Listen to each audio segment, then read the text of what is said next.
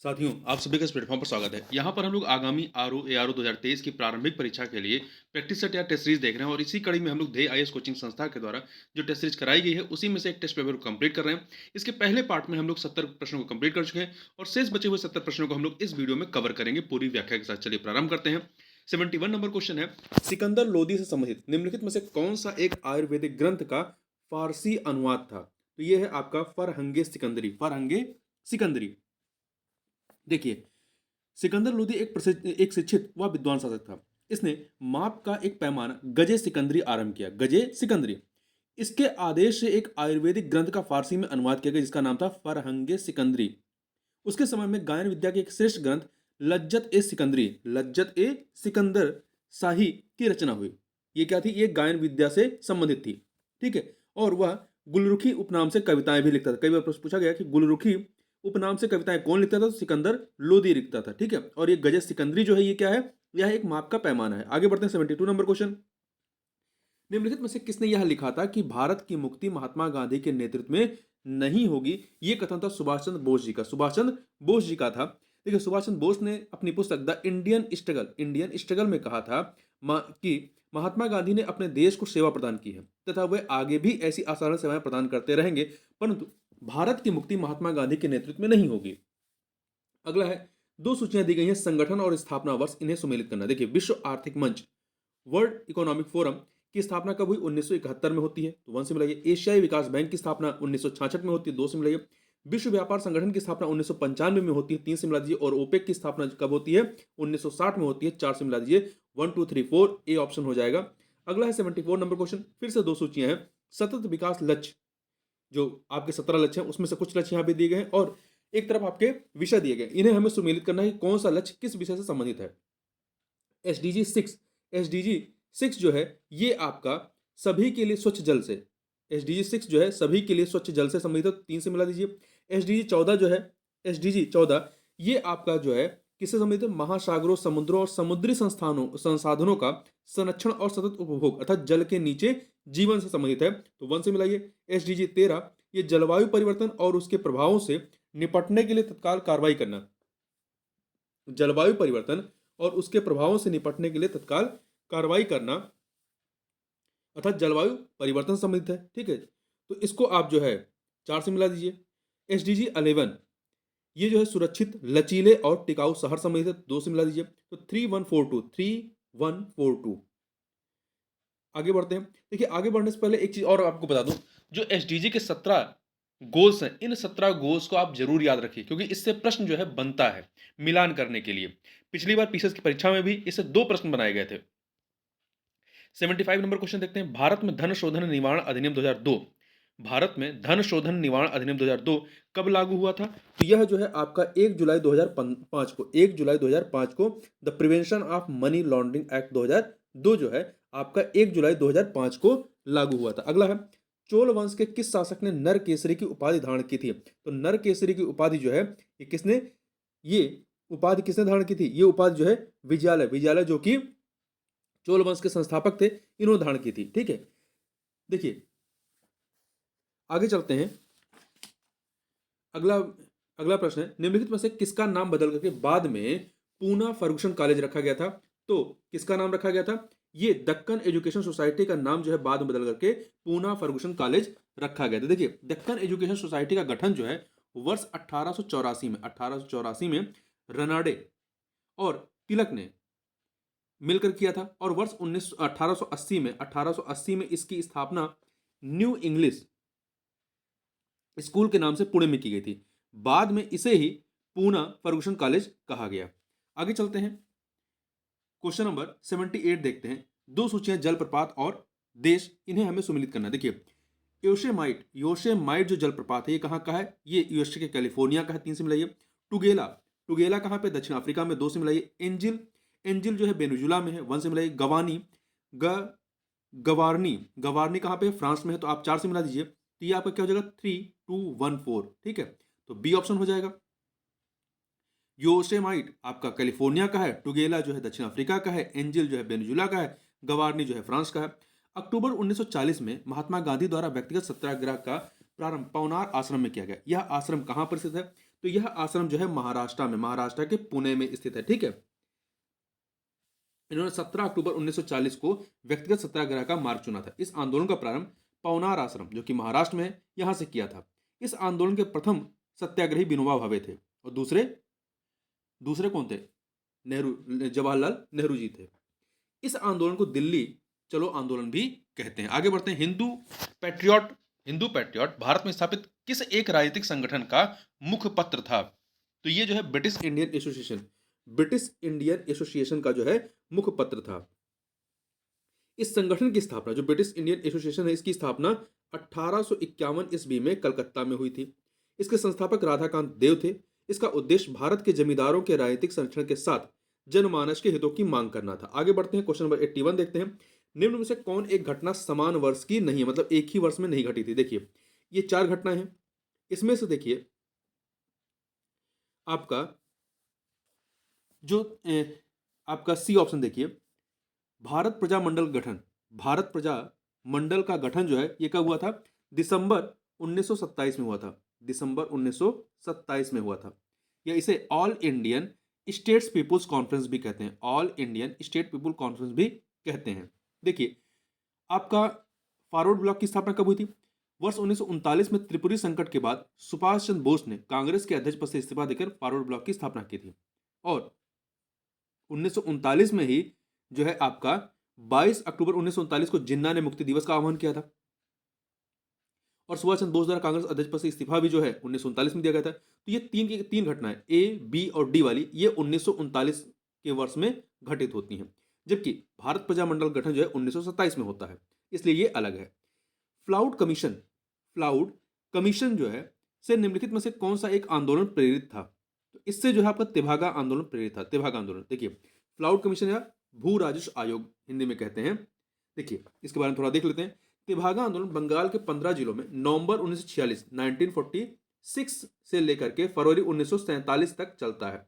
इसके नेतृत्वकर्ता मुख्यतः कंपा राम सिंह एवं भवन सिंह थे। बंगाल भू राजस्व आयोग अर्थात फ्लाउड कमीशन ने अपनी रिपोर्ट में यह सिफारिश की थी कि किसान को उपज का 2/3 हिस्सा मिलना चाहिए और जमीन के मालिक को 1/3 हिस्सा दिया जाए। इसी सिफारिश को संघर्ष के दम पर लागू करने के लिए बंगाल किसान सभा द्वारा तेभागा आंदोलन प्रारंभ किया गया था। आगे बढ़ते हैं। निम्नलिखित ग्रहों में से किसकी घूर्णन दिशा पूरब से पश्चिम क्लॉकवाइज है? पूरब से पश्चिम दिशा में है। तो किसकी है? शुक्र और वरुण, जो हमारे सौर मंडल में वर्तमान में 8 ग्रह हैं। ठीक है, इसमें से देखिए आपका शुक्र और अरुण जो है ये पूर्व से पश्चिम घूमते हैं, जबकि अन्य जो है वो आपके पश्चिम से पूर्व घूमते हैं, एंटी क्लॉकवाइज घूमते हैं। तो ध्यान रखिएगा, ये महत्वपूर्ण है कि जो शुक्र और वरुण है ये आपका पूर्व से पश्चिम, जबकि अन्य जो 6 हैं वो आपके पश्चिम से पूर्व घूमते हैं। निम्नलिखित में से कौन सा एक एशिया एवं यूरोप के मध्य सीमा का निर्धारण नहीं करता है? निम्नलिखित में से कौन सा एक एशिया और यूरोप के मध्य सीमा का निर्धारण नहीं करता है? तो बेरिंग जलसंधि जो है ये एशिया और यूरोप के मध्य सीमा का निर्धारण नहीं करता है। ब्लैक सी, कैस्पियन सागर, यूराल पर्वत, ये सभी एशिया और यूरोप के मध्य सीमा का निर्धारण करते हैं। ठीक है, देखिए, बेरिंग जलसंधि जो है ये आपका एशिया को उत्तरी अमेरिका से अलग करने का कार्य करता है। आगे बढ़ते हैं। क्वेश्चन नंबर 85 देखते हैं। निम्नलिखित में से किसे राष्ट्रीय आय की गणना में सम्मिलित नहीं किया जाता है? तो देखिए, इसमें आपका जो है ब्रोकर्स कमीशन शामिल किया जाता है, संसद सदस्य को दिया जाने वाला भत्ता शामिल किया जाता है, भविष्य निधि कोष में अंशदान शामिल किया जाता है, परंतु विदेशों से प्राप्त उपहार जो है ये इसमें शामिल नहीं किया जाता है राष्ट्रीय आय में, नेशनल इनकम में। आगे बढ़ते हैं। निम्नलिखित में से कौन सा या से वे आधार हैं जिनके द्वारा उच्चतम न्यायालय के न्यायाधीशों को पद मुक्त करने संबंधी प्रक्रिया संसद द्वारा प्रारंभ की जाती है? निम्नलिखित में से कौन सा या से वे आधार हैं जिनके द्वारा उच्चतम न्यायालय के न्यायाधीशों को पद मुक्त करने संबंधी प्रक्रिया संसद द्वारा प्रारंभ की जाती है? तो ये कौन से हैं? तो ये देखिए, सिद्ध कदाचार और संविधान और असमर्थता, 2 ही ऐसे ग्राउंड हैं, सिद्ध कदाचार और असमर्थता, जिनके आधार पर आपके उच्चतम न्यायालय के न्यायाधीशों को पदमुक्त करने संबंधी प्रक्रिया संसद द्वारा प्रारंभ की जाती है। तो 1 और 2 सी ऑप्शन हो जाएगा।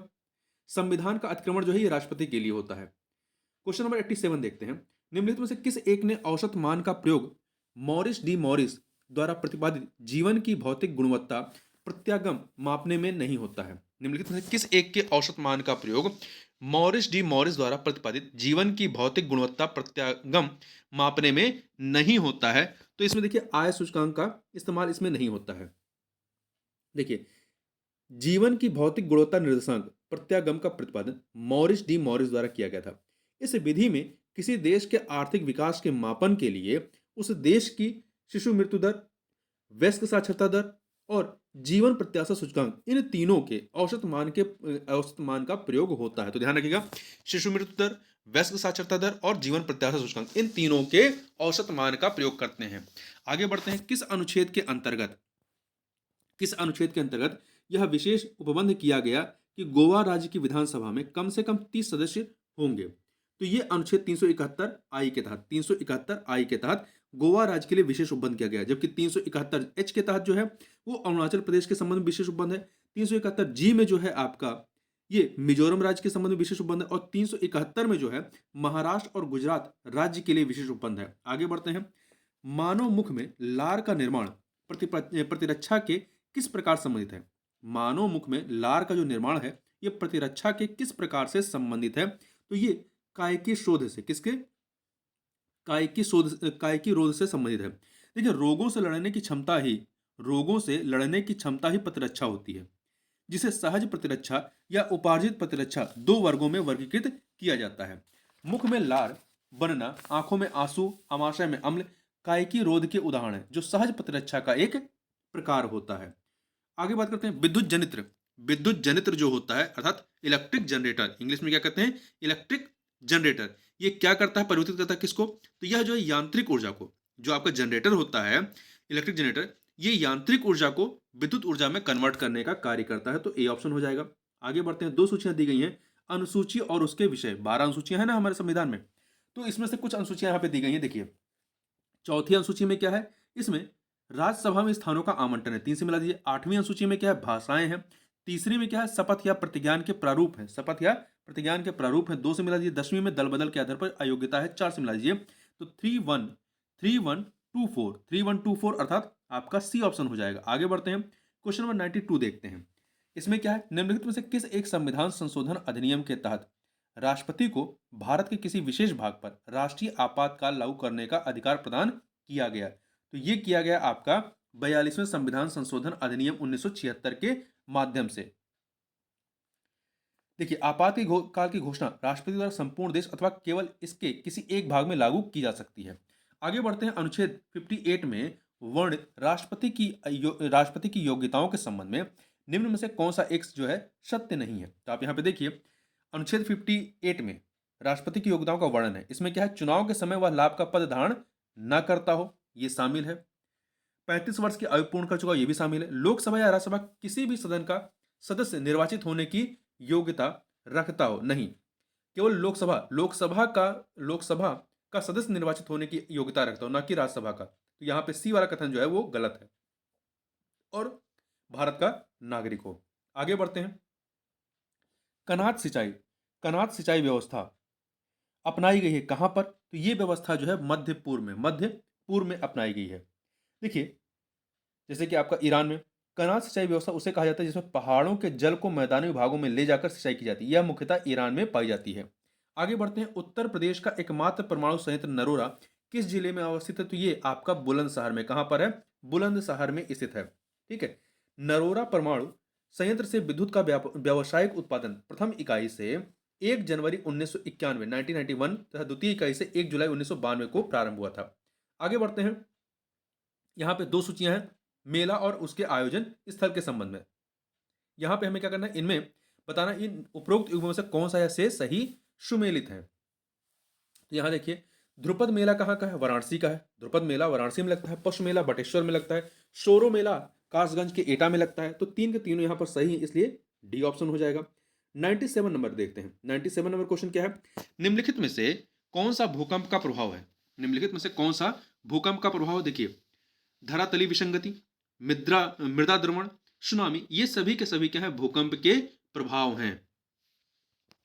हिमस्खलन हो गया, बांध व तटबंधों का टूटना हो गया, धरातली झुकाव, ये सभी इसी के कारण है। सुनामी हो गया। तो उपरोक्त सभी डी ऑप्शन।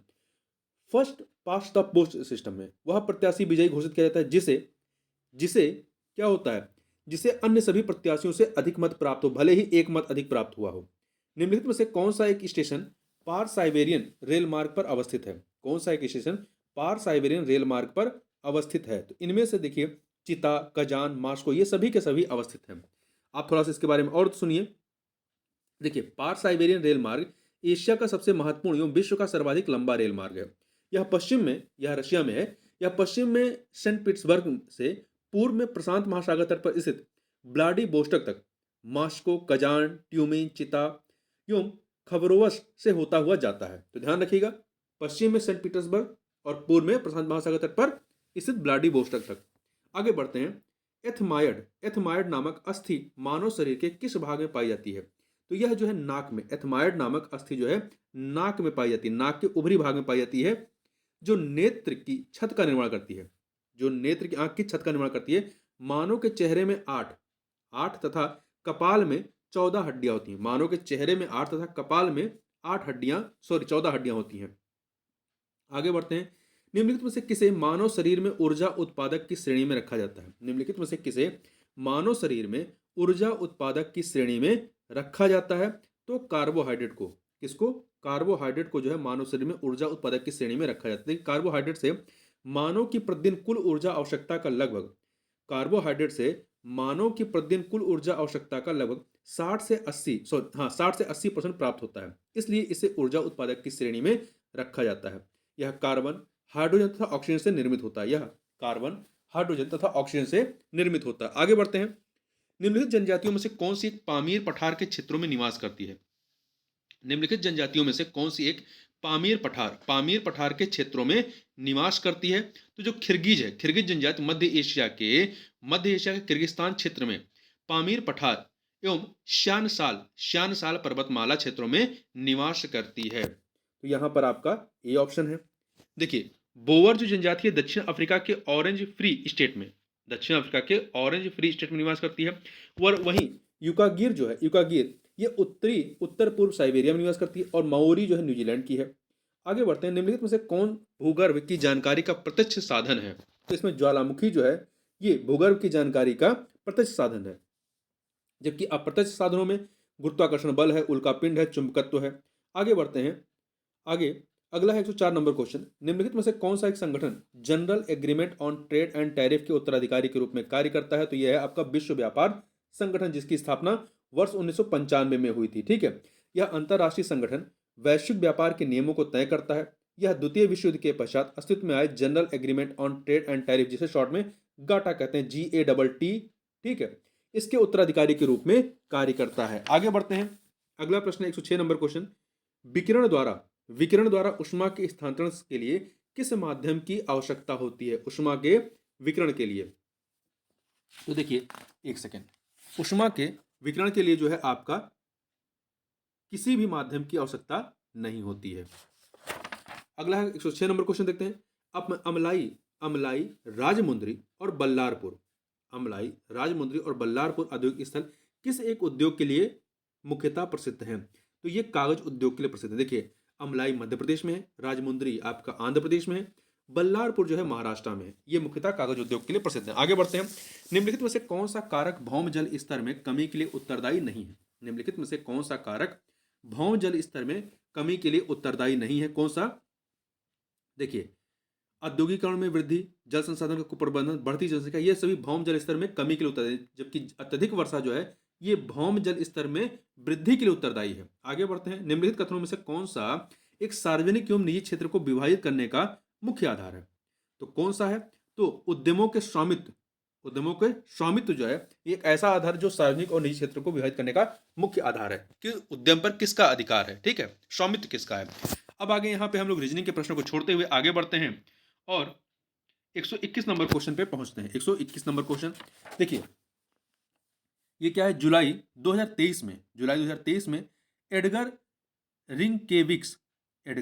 रिंकेविक्स निम्नलिखित में से किस यूरोपीय देश के राष्ट्रपति बने हैं? तो ये जो है आपका कहाँ के हैं? यूरोपीय देश लटाविया के राष्ट्रपति बने हैं। और वह यूरोपीय संघ के देशों में पहले खुले तौर पर समलैंगिक राष्ट्रपति बने। ये समलैंगिक है। जुलाई 2023 में जारी all India tiger all India tiger estimation report 2022 के अनुसार देश में बाघों की सर्वाधिक संख्या किस राज्य में है? तो मध्य प्रदेश में है। ठीक है, कहां पर है? मध्य प्रदेश में है। यहां पर बाघों की सर्वाधिक संख्या कितनी? 785 है। इस रिपोर्ट के अनुसार देश में बाघों की संख्या कितनी हो गई है? 3682 हो गई, बढ़कर के। आगे बढ़ते हैं। जून 2023 में इकोनॉमिक इंटेलिजेंस यूनिट द्वारा जारी ग्लोबल लिवेबिलिटी इंडेक्स 2023 में विश्व के रहने योग्य उत्तम शहरों की सूची में कौन सा शहर जो है वो शीर्ष पर है? तो इसमें ऑस्ट्रिया का वियना, ऑस्ट्रिया देश का की राजधानी वियना। आगे बढ़ते हैं, क्वेश्चन नंबर 124 देखते हैं। 124 नंबर क्या है कि जुलाई 2023 में हेली शिखर सम्मेलन 2023 का आयोजन कहां पर किया गया? इसका आयोजन जो है मध्य प्रदेश के खजुराहो में किया गया। इसकी विषय वस्तु या थीम क्या थी?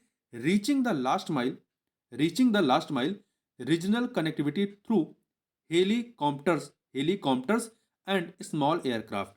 आगे बढ़ते हैं। हेलीकॉप्टर्स है, ठीक है, हेलीकॉप्टर्स, दोबारा सुन लीजिए। इसकी विषय वस्तु क्या थी? Reaching the last mile regional connectivity through helicopters and small aircraft. आगे बढ़ते हैं। जुलाई 2023 में G20 आपदा जोखिम न्यूनीकरण कार्य समूह की तीसरी और अंतिम बैठक का आयोजन कहां पर किया गया? तो इसका आयोजन जो है आपका चेन्नई में, तमिलनाडु के चेन्नई में किया गया। ठीक है,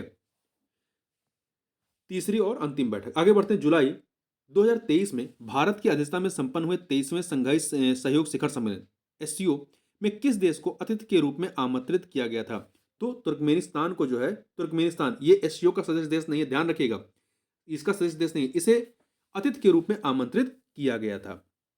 और इस शिखर सम्मेलन का आयोजन जो है वर्चुअल रूप में किया गया था, वर्चुअली किया गया था। जून 2023 में विश्व आर्थिक मंच द्वारा जारी वैश्विक लैंगिक अंतराल report global gender gap report 2023 में भारत का स्थान कौन सा रहा है? तो भारत का स्थान इसमें 127वां था, 127वां, ए ऑप्शन। जबकि इस सूचकांक में शीर्ष पर कौन रहा है? आइसलैंड रहा है। ठीक है, और एक फैक्ट और आइसलैंड के बारे में ध्यान रखिएगा। कई बार पूछा जाता है कि किसे मध्य रात्रि के सूर्य का द्वीपीय देश कहते हैं। एक पूछा जाता है कि मध्य रात के सूर्य का देश किसे कहते हैं? तो नॉर्वे है। और मध्य रात के सूर्य का द्वीपीय देश कौन सा है? तो वो आइसलैंड है। आगे बढ़ते हैं। विश्व भर में शरणार्थियों की स्थिति के प्रति जागरूकता बढ़ाने के उद्देश्य से निम्न में से यूनाइटेड नेशन महासभा द्वारा किस तिथि को विश्व शरणार्थी दिवस मनाया गया? तो ये मनाया गया आपका 20 जून को विश्व शरणार्थी दिवस मनाया गया। इसकी थीम क्या थी? Hope away from home. आगे बढ़ते हैं।